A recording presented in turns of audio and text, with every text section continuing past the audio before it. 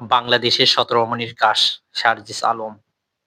কিন্তু এই শত শত রমণীকে তিনি দুঃখ ভারাক্রান্ত করে আজকে তিনি বিবাহ বন্ধনে আবদ্ধ হলেন।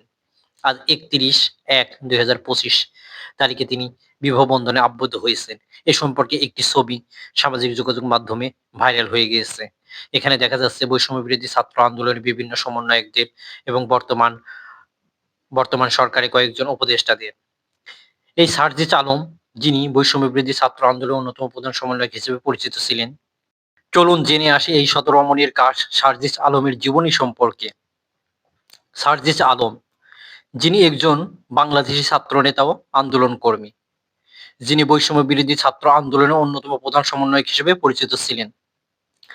সার্জিস আলম ২ জুলাই ১৯৯৮ সালে পঞ্চগড় জেলার আটোয়ারী উপজেলায় জন্মগ্রহণ করেন। ২রা জুলাই ১৯৯৮ সালে পঞ্চগড় জেলার আটোয়ারী উপজেলায় জন্মগ্রহণ করেন। তিনি বিএফ শাহীন কলেজ থেকে এইচএসসি পাশ করেন এবং ২০১৭ সালে ঢাকা বিশ্ববিদ্যালয় থেকে প্রাণিবিদ্যা বিভাগে অনার্স এবং মাস্টার্স ডিগ্রি সম্পন্ন করেন। ঢাকা বিশ্ববিদ্যালয়ের ডাকসু নির্বাচনে অমর একুশে হল থেকে সংসদ প্যানেল থেকে তিনি সদস্য পদে জয়লাভ করেছিলেন। তাছাড়া তিনি নানা পর্যায়ে বিতর্ক প্রতিযোগিতায় অংশগ্রহণ করে ঢাকা বিশ্ববিদ্যালয়ের অন্যতম একজন বিতার্কিক ছিলেন। ব্যক্তিগত জীবনে তার বাবা আখতারুজ্জামান সাজু ও মা রাকেয়া বেগম। ২ ভাইয়ের মধ্যে সার্জিস আলম ছিলেন বড় এবং তার ছোট ভাইয়ের নাম শাহাদত হোসেন সাকিব।